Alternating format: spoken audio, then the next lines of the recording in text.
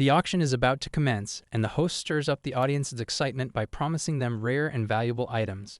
The adventurers express their enthusiasm with boisterous cheers, while the nobles maintain their dignified demeanor. Before the auction can begin, the host and the crowd pay homage to the king and queen with a deep bow. They also acknowledge the man responsible for organizing the event, Vincent, by giving him a round of applause. With the formalities concluded, the auction gets underway. As Art observes the scene, he is momentarily reminded of his past life as a king, but he dismisses these thoughts to enjoy the occasion. While scanning the room, he notices his mother and Tabitha conversing with the queen. He also observes that the queen is carrying a wand, which leads him to deduce that she must be a conjurer. However, he cannot detect her mana, which could indicate that she is either carrying an artifact to conceal it or possesses a high enough level to elude his senses.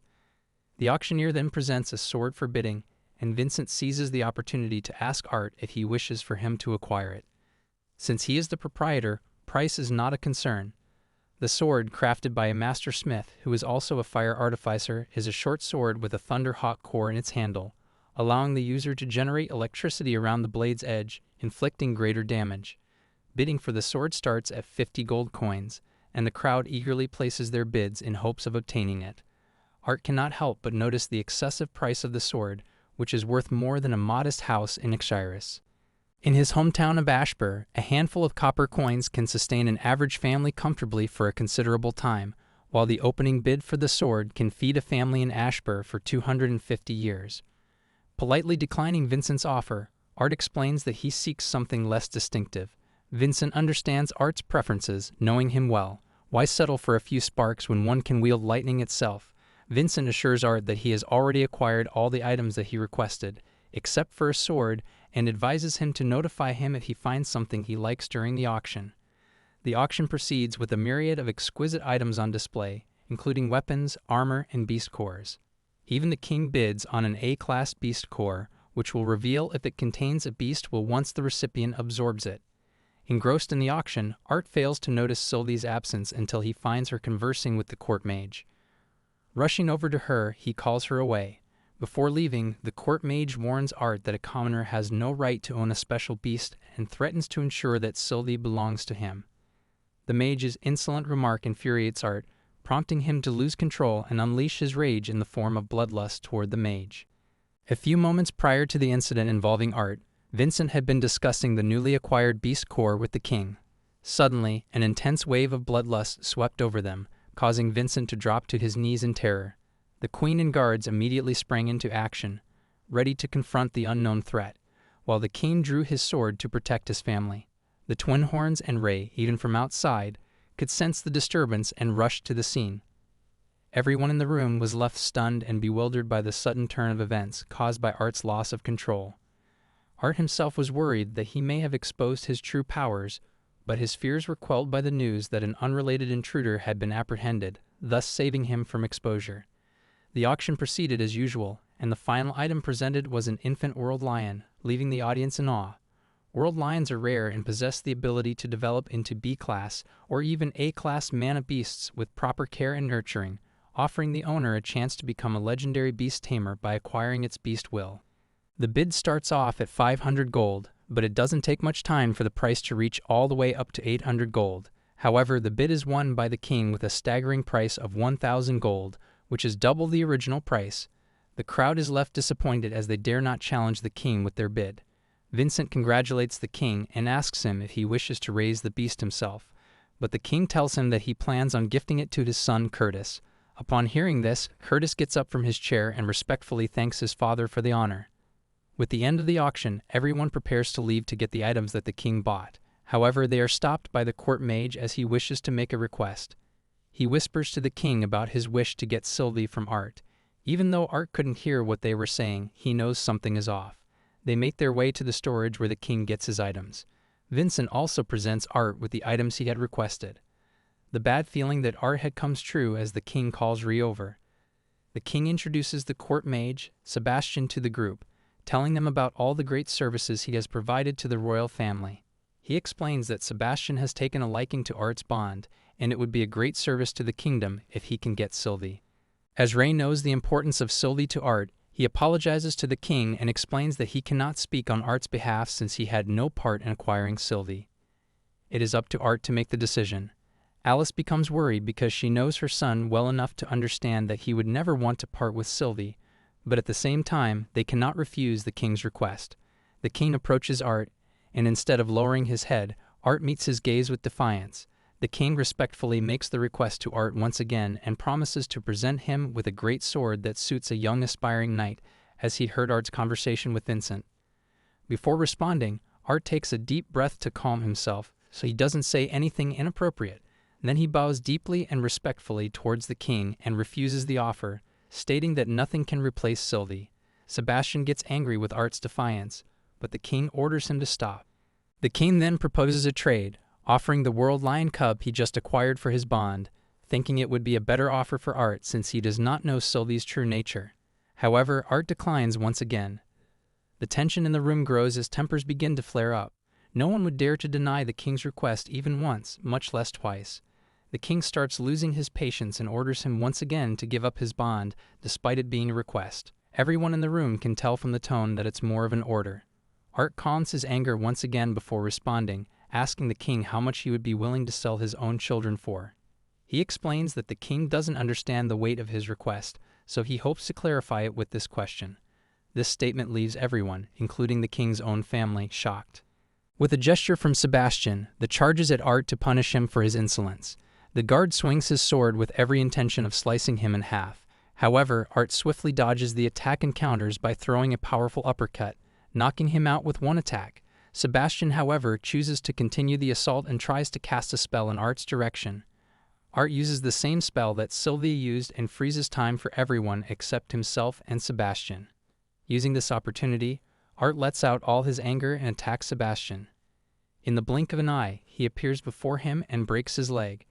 Desperate and in pain, he calls out to the guards to help him, not realizing that Art has frozen time for everyone.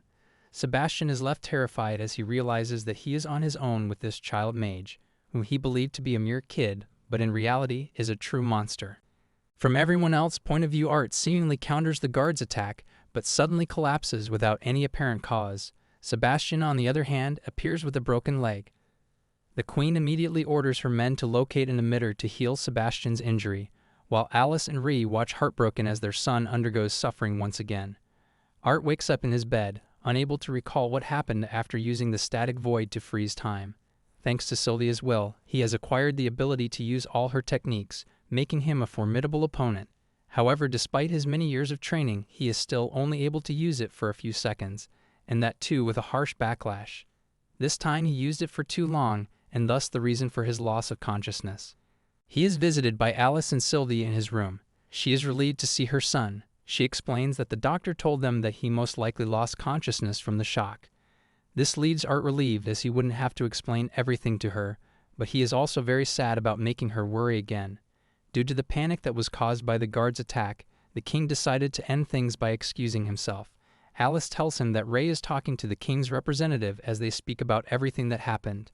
Art assures Alice that he is fine now and goes downstairs to check out the situation. It seems that the king's representative is trying to end the matter by compensating them with money. However, this leaves Ray angered as he believes that his son's life is more important and can't be compensated with money. Art, on the other hand, tries to smooth things out and apologies to the man for his behavior. He accepts the gold and ends the matter there. He asks about Sebastian's condition, still concerned about any potential exposure. The man explains that Sebastian claimed Art was responsible for his injury, but the lingering mana on Art's staff indicates that his spell ricocheted off the guard and hit Sebastian instead.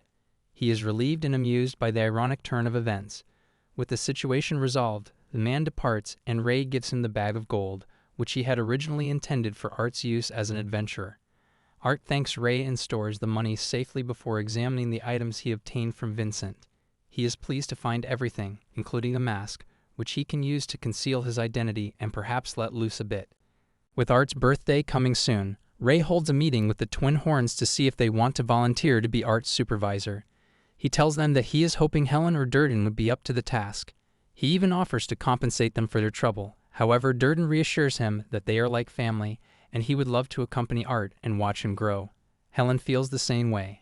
However, their conservation is interrupted by a surprising development as Jasmine volunteers to do it. Jasmine is the type of adventurer who hates escorting missions the most, so it comes as a surprise to everyone. However, when one thinks about it, she is most suited for this task. Durden specializes in defensive AoE spells, which are more suited for a large party rather than an individual, and Helen's skills aren't good at protecting anyone. Alice once again asks her if she is really sure, but Jasmine assures her that she is fine with it. Even Adam agrees with her. Jasmine is the only augmenter among the twin horns with an elemental affinity. She has also passed the light orange stage. With her wind attribute, she is the most suited for this. She too seems most happy to accompany Art as they have become close friends. When Art returns home with his parents, he is surprised to see Lilia meditating on her own. Art is happy as this way she will be able to awaken quickly without his help. If Ellie also starts meditating on her own, she can awaken at around the age of 7 or 8. But it may be for the better, as awakening too early may draw unnecessary attention. Now that he has a supervisor, Art and Ree decide to head to the auction house to get the final item that he needs, a sword. This is the first time he meets Vincent and Tabitha after the incident with the king. After answering their questions about his health, they head to storage to pick up a sword for Art. The storage is a giant warehouse with all kinds of weapons and other items, ranging from armor to bows and many different types of swords. Art gets excited, but his excitement quickly turns to disappointment. Despite the huge amount of swords, there doesn't seem to be anything he wants. Many of the swords are two-handed or large one-handed swords. His search for a dependable sword that he can use with his small body bore little fruit. While searching, he hears a rustling sound. It's Sylvie as she struggles to drag something from under a pile of boxes. It looks like a black stick. However, upon inspection, Art realizes that it's a sword in a sheath. He tries to pull it out, but it seems to be stuck. He even imbues it with mana, but try as he might, the sword doesn't budge. Art suddenly has an epiphany. After he removes Sylvia's feather from the mark on his arm, the sword finally comes out. It's a blue translucent sword, as if it were made out of light. Art couldn't help but think how beautiful the sword was, too much to be considered a weapon. However, there is still one problem. Art realizes that it is too heavy for him to use effectively with the sheath as well. He tries it on a wooden barrel, but it doesn't cut through completely. While examining the blade, he discovers an engraving that reads Dawn's Ballad WK4, possibly indicating the sword's creator. Suddenly, he feels a sharp pain in his hand, and the sword lights up with electricity, drawing some of his blood and absorbing it. Art is shocked to see that the blade has shrunk to match his size. He tests the sword on the wooden barrel once again, and this time he is able to slice through it cleanly. Although it is rare, there have been cases of master artificers making weapons that bond with a single user, allowing for better manipulation of mana. However, there are no such cases for a sword. Art is called on by Ray, telling him to hurry up as they are getting late. Art decides not to tell them about his new weapon and picks out a random sword as a substitute. Ray decides to give the sword a try. Although he finds the balance to be a little off, he comes to the conclusion that it may be good enough for Art due to his small size. However, Ray grows curious when he sees the strange stick dangling from his waist. Art makes up the excuse that he found it and thought it may be a good practice tool. One of the workers at the auction house tells them that a senile old man threw it at one of their merchants, mumbling about how no one is worthy of it. Despite multiple inspections, they haven't found anything special about it, and so she tells them that it's just a sturdy, hard cane. Art uses a cute face and asks Vincent if he can have it, even calling him Uncle Vincent. Just like Alice, he is unable to resist and agrees to give him the stick. Art's birthday has finally arrived, and his family and the twin horns throw him a grand party. Vincent prepares a lavish feast for everyone, and they all have a great time, enjoying the celebration as a family. After the feast, they move on to the gift-giving ceremony. Alice and Ray are the first to present their gift. They give Art a leather glove adorned with 3 gems. Alice explains that Ray hunted and skinned the leather from a spiked aurochs, and the gems are imbued with her minor healing spells. This can help him stay safe during missions. Art hugs them and expresses his gratitude for the thoughtful present. Then it's Vincent's turn. He kneels down and presents Art with a pair of 2 rings. He quickly gets a slap on the head for his failed attempt at humor. However, he still presents the gift while Tabitha explains that it's a gift for the whole family. Art can wear one of the rings, and the other is for Alice. As long as he has it on, it will alert Alice if his mana level drops to a dangerous level. Alice quickly hugs Tabitha, thanking her for the gift. However, Art realizes that it could be a double-edged sword. On the one hand, it could ease his family's worries, but on the other hand, it might make them anxious waiting for the ring to go off. The twin horns are the last to give Art a gift, a transmission scroll that can be used to communicate with someone once. Adam explains that the user can record a message for anyone they want, and the receiver can reply with a message as well. The following day marks the beginning of Art's career as an adventurer. Alice hugs him and urges him to stay safe. Regardless of how wealthy or influential he becomes, her only desire for her son is his safe return. As night falls, the twin horns bid their farewells and leave the mansion. As Art prepares for bed, he reminds himself that he must become stronger to protect his family. The next day, Art prepares himself with all the items that he got from Vincent. After a long goodbye to his family, promising them that he would be safe, he steps outside and finds Jasmine waiting for him in a carriage. As they make their way to the Adventurers Guild to register Art, Jasmine notices Sylvie's altered appearance without her horns. Art explains her ability to change her form, making her look like a black lizard that draws less attention. They head to the reception desk. Before Art could start speaking, Jasmine stops him and instead tells the receptionist that she would like to sponsor him for a rank examination. The receptionist starts to get a little nervous and personally escorts the pair to the examination room. They start getting the attention of all the other adventurers in the room due to their special treatment. The pair arrive at the guild master's room. The receptionist tells him that an A-class adventurer has requested Art to be taken in for a rank examination. The guild master tells the receptionist to stand outside. He asks Jasmine how she has been these days while addressing her as Miss Flamesworth. He also mentions having met her father not too long ago. Art notices a subtle change in her mood at the mention of her father. The guild master introduces himself to Art. He tells him that his name is Caspian Bladeheart. He is in charge of this branch of the Adventurers Guild. Normally, there is an application to be filled out along with an inspection of one's mana core, but since Art is being sponsored by Jasmine, Caspian decides to skip these steps and go directly to the practical exam. Art notices that the Flamesworth name is being spoken with quite a bit of respect, leading him to suspect that maybe Jasmine comes from a high-ranking family.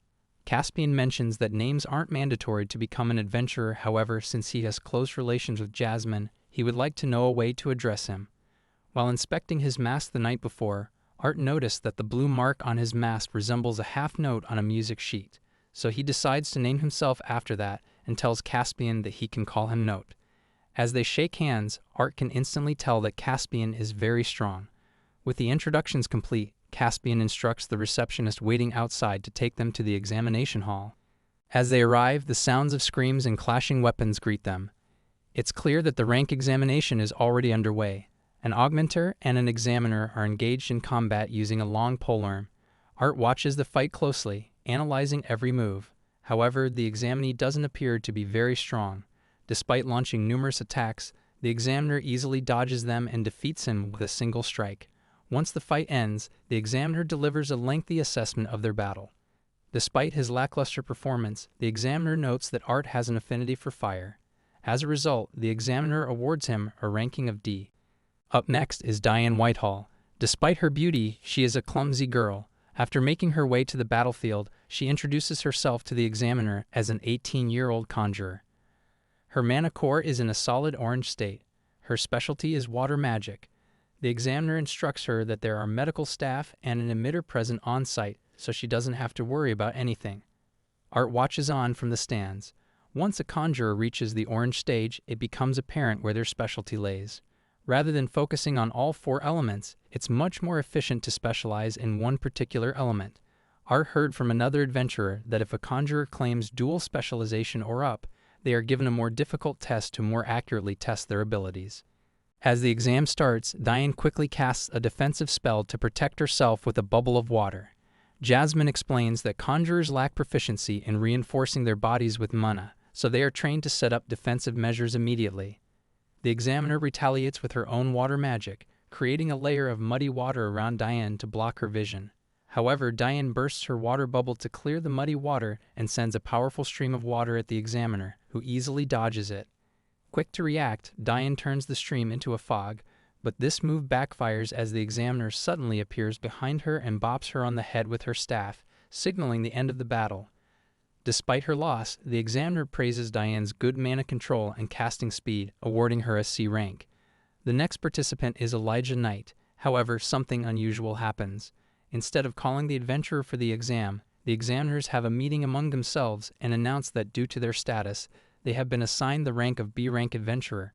Art's eyes meet the adventurer's. Despite his supposed status, the adventurer looks like a normal boy with nothing exceptional. The exam continues as the next participant is called. It's Lucas Wykes, an arrogant young boy with an affinity for fire. Even Art is surprised to find out that he is 11 years old with a light orange mana core. As soon as the fight begins, Lucas creates a raging fire vortex, which slowly morphs into a flame guardian.